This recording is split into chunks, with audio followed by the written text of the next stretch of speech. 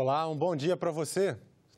O projeto de reforma da Previdência dos Militares, entregue pelo presidente Jair Bolsonaro ao Congresso nesta quarta-feira, vai representar uma economia de quase 10 bilhões e meio de reais em 10 anos, segundo o governo. O texto começa a tramitar na Câmara dos Deputados e já motivou o discurso no plenário do Senado. As mudanças que o governo discutiu, tem 3 pontos que são 3 pontos cirúrgicos, né? Primeiro é a elevação da alíquota de 7,5% para 10,5%. Segundo é o aumento do tempo para o militar passar para a reserva, de 30 para 35 anos. E a taxação de 10,5% nas pensões recebidas por familiares militares. Então, como se vê, já é uma mudança fortíssima. Um dos projetos aprovados pelos senadores no plenário nesta quarta-feira aumenta os royalties para o município de Guaíra, no Paraná, onde fica a usina Itaipu Binacional. Outro obriga que 10% dos banheiros químicos em eventos sejam adaptados para pessoas com deficiência. Os senadores aprovaram o projeto que destina mais recursos a Guaíra, no Paraná, pelos impactos da construção da Itaipu Binacional.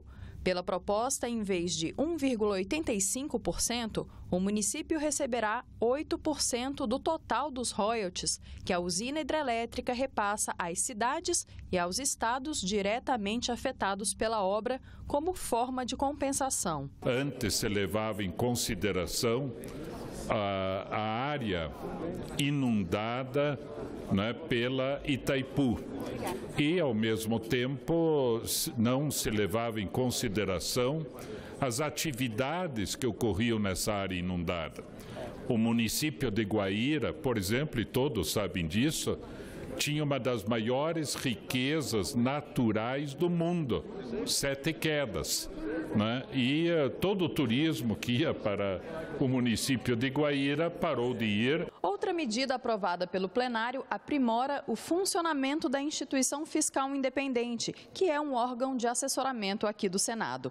Ela determina que a IFE deverá apresentar à Comissão de Assuntos Econômicos a evolução do quadro fiscal brasileiro até o encerramento de cada semestre. O Instituto ele deve continuar com este aprofundamento das avaliações fiscais, etc., mas acho que ele deveria avançar mais, tendo um papel também de análise dos impactos das questões fiscais nas questões sociais do nosso país. Assim como a CAI recebe o presidente do Banco Central para que a gente possa avaliar os números da política monetária, os números da inflação, esse projeto de resolução vem criar a cultura que, através do IFE, a gente possa acompanhar mais de perto como evolui o quadro fiscal brasileiro. E a frequência sugerida é a frequência semestral. Os senadores aprovaram ainda projeto que obriga a instalação de banheiros adaptados em eventos, em espaços públicos ou privados, onde haja banheiros químicos. Pelo texto, esses eventos devem contar com, no mínimo, 10% das unidades destinadas a pessoas com deficiência ou com mobilidade reduzida. Pode parecer, inclusive para muitos, que esse projeto não tem uma grande importância ou relevância, mas diferentemente de que alguns podem imaginar, essas pessoas que têm mobilidade reduzida e vários tipos de deficiência necessitam muito que esse projeto seja aprovado aqui nessa casa. Deveria ser uma prática espontânea.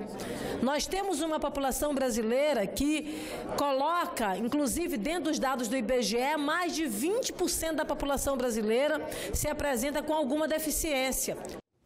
O Senado dá mais um passo na área da inclusão social. Um vídeo explicando a Lei Brasileira de Inclusão, conhecida como o Estatuto da Pessoa com Deficiência, vai ser lançado com tradução em Libras, a língua brasileira de sinais. A Lei Brasileira de Inclusão entrou em vigor em 2015.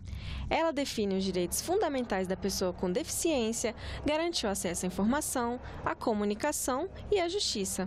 O vídeo, produzido pelo Senado, é uma ferramenta de inclusão que pretende proporcionar o maior acesso das pessoas com deficiência sensorial à legislação do país. Além de tradução em libras, possui legenda e narração em áudio. É uma alegria e um orgulho muito grande a realização desse projeto. A partir de agora, a Lei Brasileira de Inclusão, que também é conhecida como Estatuto da Pessoa com Deficiência, passa a estar disponível no canal do YouTube da TV Senado, numa playlist exclusiva.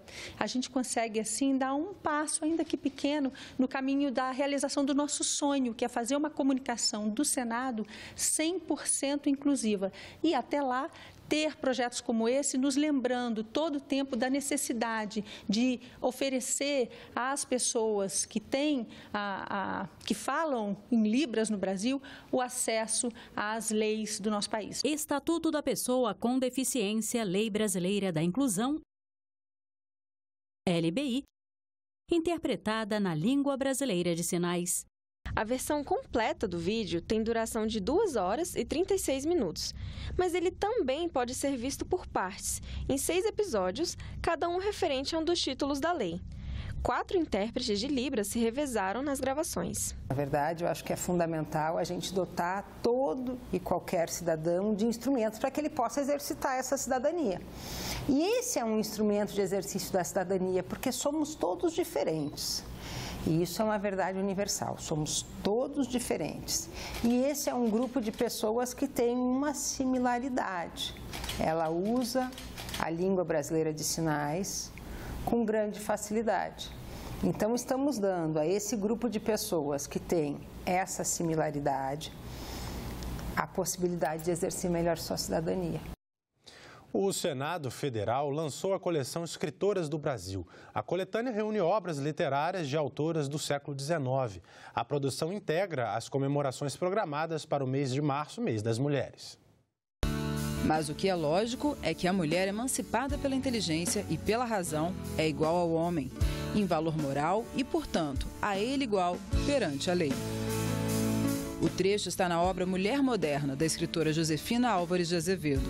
A produção, lançada originalmente em 1891, defende a participação da mulher na sociedade e o voto feminino. A edição faz parte da coleção Escritoras do Brasil, que o Senado Federal acaba de lançar. O projeto pretende resgatar o trabalho de autoras importantes que foram esquecidas pela sociedade. E o interessante é dar voz a essas mulheres que não tinham voz naquele momento, né? Então eram escritoras esquecidas, que ficaram com uma produção literária bastante pouco difundida. E essa é uma oportunidade, aproveitando o mês da mulher, aproveitando que hoje já todos temos a mesma voz, para difundir um pouco do que escreveu Josefina Álvares de Azevedo. O projeto, sem dúvida, ele traz um resgate histórico de autores e autoras em particular, né, que no momento histórico determinado não puderam vir trazer a lume suas obras, e agora o Senado vai buscar esse material e mostrar que não só ele é contemporâneo, como ele é relevante, né, ele pauta uma discussão essencial para o nosso país. O objetivo é lançar 4 livros por ano de escritoras do século XIX que tiveram relevância no seu tempo. A lista traz grandes nomes como Nízia Florestas, Júlia Lopes de Almeida, uma imperdível viagem no tempo.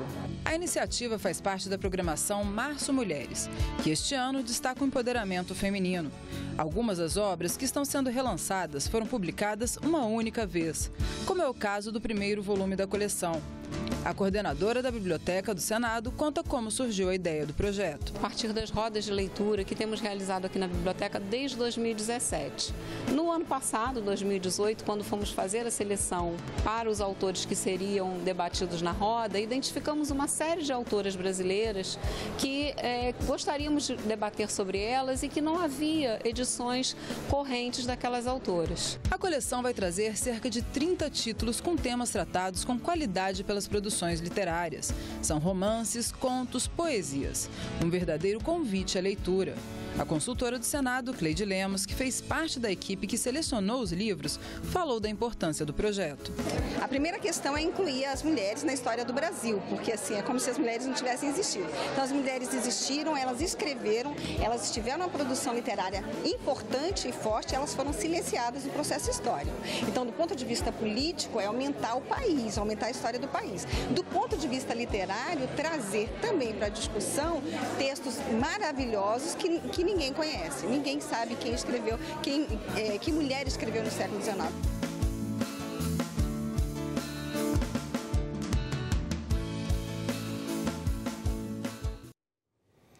E vamos conferir agora o que está programado nesta manhã nas comissões do Senado.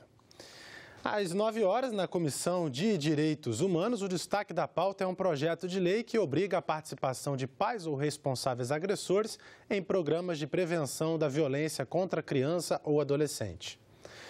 Na Comissão de Assuntos Sociais, vai ser realizado o evento Ninguém Fica para Trás, em comemoração pelo Dia Internacional da Síndrome de Down. Às 9h30, na Comissão de Transparência, Governança, Fiscalização e Controle e Defesa do Consumidor, vai ser debatida a situação do bairro do Pinheiro, em Maceió, que tem sofrido abalos e danos. Os moradores têm sido obrigados a desocupar a área. Às 10 horas, na Comissão de Relações Exteriores, os senadores podem aprovar acordo entre o Brasil e a Espanha sobre a segurança de informações sigilosas. Também está previsto o trabalho da subcomissão sobre a Venezuela. Parlamentares participaram de audiência na Comissão de Transparência e Direito do Consumidor para discutir o superendividamento dos brasileiros. A maior parte dos brasileiros está endividada. É o que aponta a pesquisa da Confederação Nacional do Comércio de Bens, Serviços e Turismo. Em fevereiro deste ano, mais de 60% das famílias deviam, o maior patamar desde dezembro de 2017, quando a participação era de 60,2%. O principal vilão nessa conta é o cartão de crédito, que representa quase 80% das dívidas. Para tentar reverter esse quadro, representantes dos PROCONs do país se reuniram com parlamentares na Comissão de Transparência e Defesa do Consumidor. Eles defendem a criação de políticas para evitar o endividamento. É muito complicado você estar num país onde você está todo amparo e tratamento para as pessoas jurídicas, né, endividadas aí, a recuperação judicial, a falência em si, e nós não termos isso para a pessoa física, né? Então a gente vê claramente aí a pessoa física hoje sofrendo, né, com a situação de não conseguir aí o seu salário no mês porque ficou todo bloqueado junto às instituições financeiras. O senador Luiz Carlos Reis lembrou que a diminuição dos juros também é importante para reduzir a inadimplência. Hoje se fala na reforma da Previdência, que é uma necessidade no Brasil, reforma tributária, várias reformas, mas o grande problema que pouco é falado é bater em cima da exploração dos juros que os bancos cobram. Ok?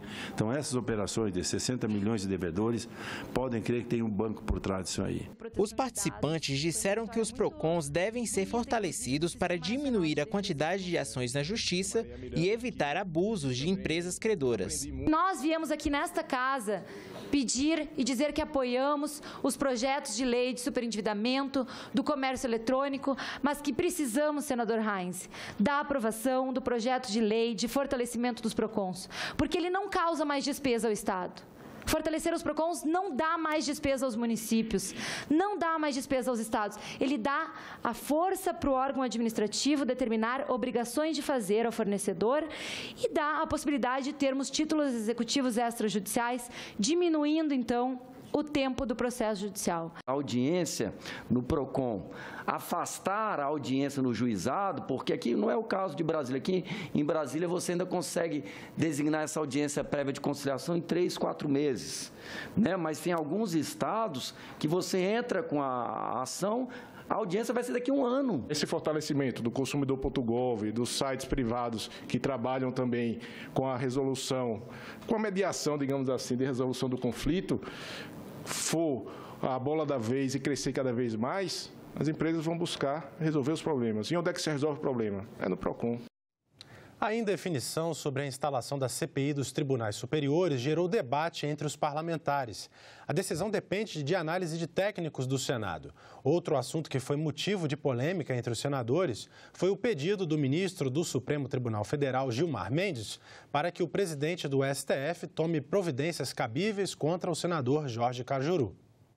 Segundo o presidente do Senado, há dúvidas legais e regimentais sobre os pontos a serem investigados. Entre os 13 itens apresentados no requerimento de criação da CPI, estão questões relacionadas à atividade jurisdicional do Supremo e do STJ. O regimento interno do Senado define que não pode ser objeto de CPI matérias pertinentes à Câmara dos Deputados, ao Poder Judiciário e aos Estados.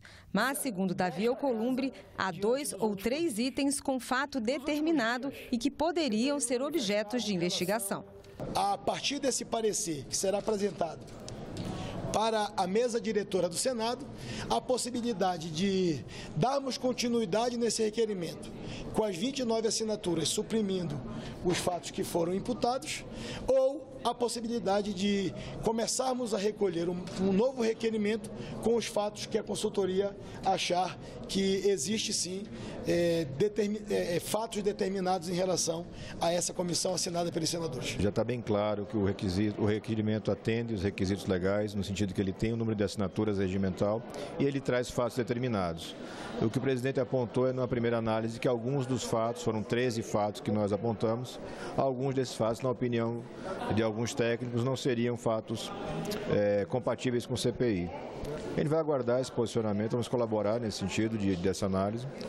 No requerimento de CPI apresentado, há pedidos de investigação sobre o excesso de recursos utilizados pelos magistrados que poderiam atrasar julgamentos. Há questionamentos também sobre a participação de ministros em ações em que eles deveriam se declarar impedidos. Os senadores querem investigar ainda o excesso de decisões contraditórias para casos idênticos, além da participação de ministros em atividades econômicas incompatíveis com a lei orgânica da magistratura. A análise dos consultores e dos advogados do Senado ainda não tem data para terminar. Mas a instalação da CPI dividiu opiniões no plenário do Senado. Ela é inconstitucional por essas razões da independência e é também porque ela é uma metralhadora giratória, atirando para todo lado, não tem um fato determinado. Ninguém pode falar do Poder Judiciário, é uma celeuma, é um poder intocável. Que isso? Pode ser investigado, sim. E se tiver coisa errada, que tenha uma punição. O senador Jorge Cajuru, líder do PSD, fez em plenário questionamentos em relação ao ministro Gilmar Mendes. Anteriormente, em uma entrevista de rádio, o parlamentar já havia criticado o ministro do Supremo.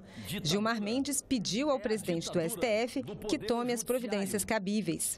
Ser processado, ou dessa forma, por um homem da estatura mínima moral de Gilmar Mendes, é para mim, aos 58 anos de idade, um atestado de idoneidade.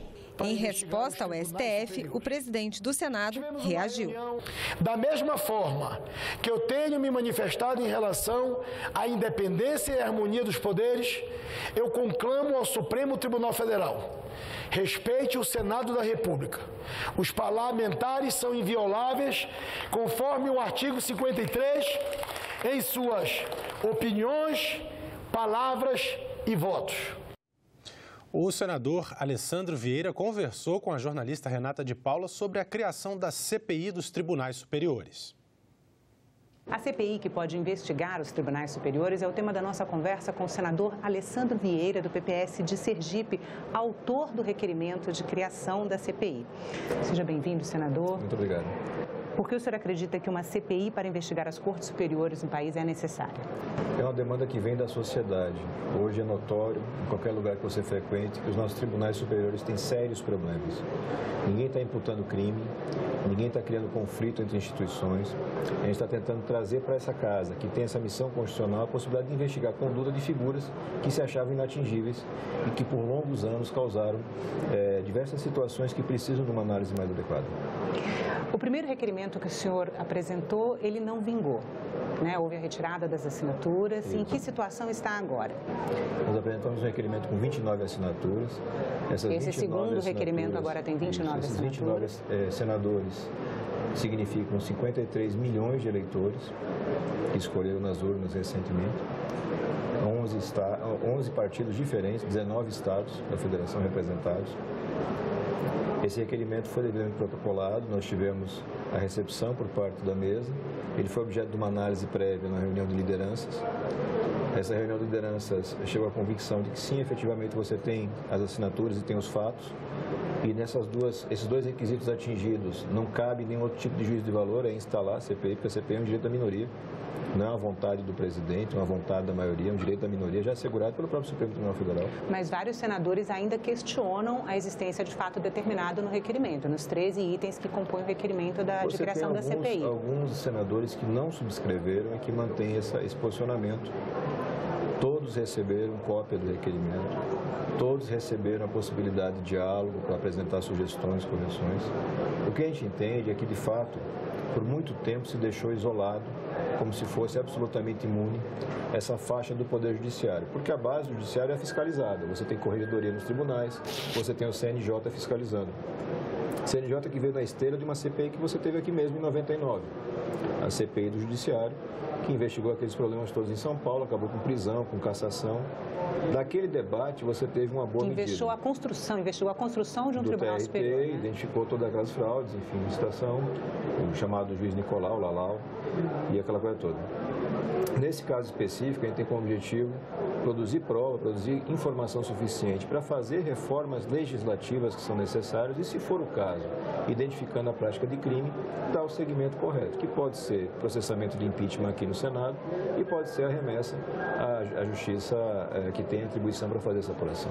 No programa Roda Viva, o presidente do Senado disse que ele acha que uma comissão especial, né, para se dedicar às dificuldades enfrentadas pelo Judiciário seria mais adequado do que uma CPI. Qual a opinião do senhor a respeito? Nós já tivemos outros episódios aqui onde se montou comissão especial e não se chegou a resultado nenhum.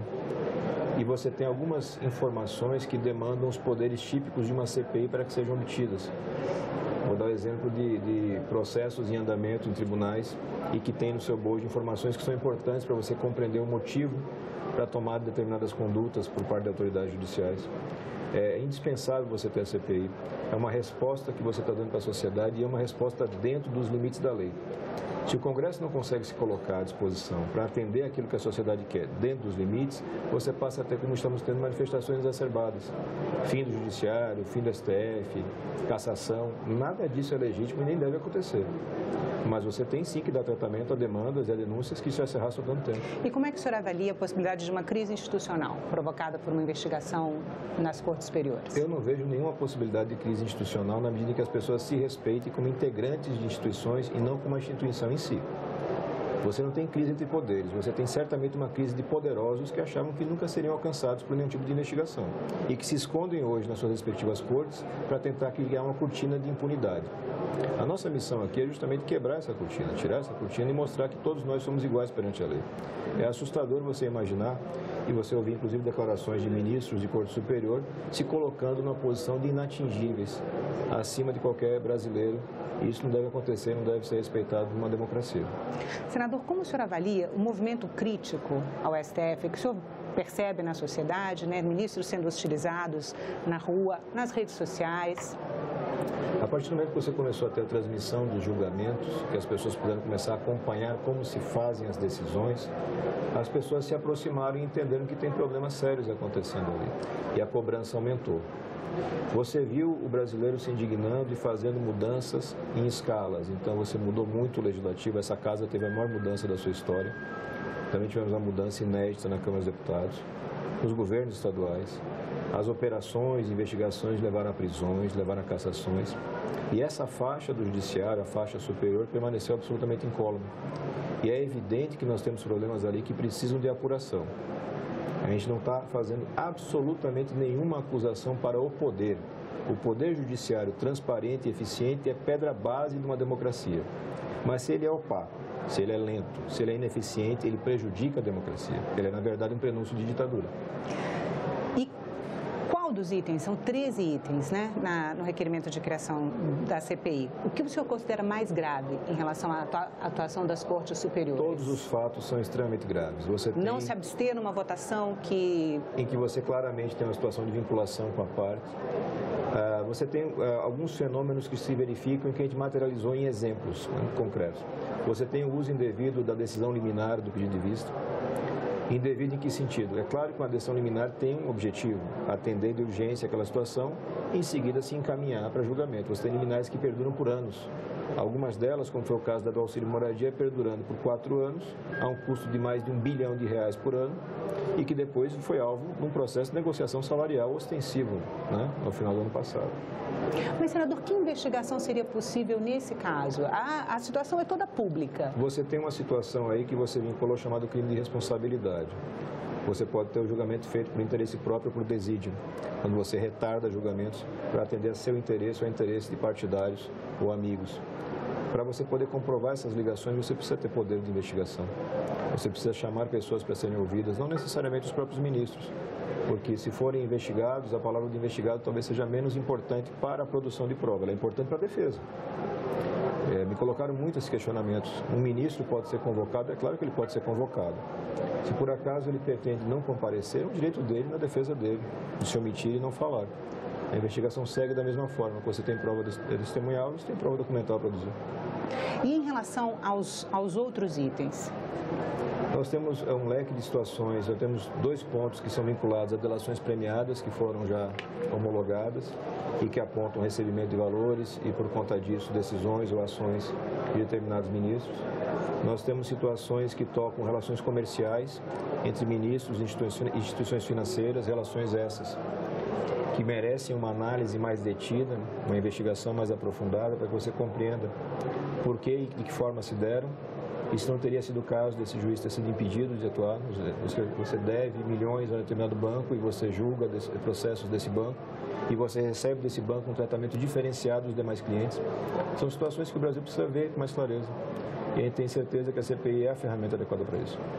E, atualmente, a CPI aguarda um parecer técnico, isso, que avalia a constitucionalidade. O presidente Davi estabeleceu uma etapa que não está no regimento e não está na lei, mas que me parece prudente, de verificar, junto com a consultoria, se tem algum tipo de restrição com relação àqueles fatos que apontamos.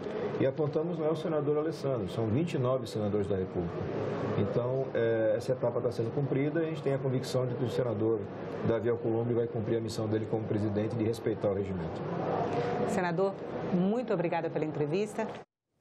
E nós ficamos por aqui. Você pode rever as reportagens desta edição na nossa página na internet, senado.leg.br/TV. Muito obrigado pela sua companhia e continue sintonizado aqui na TV Senado.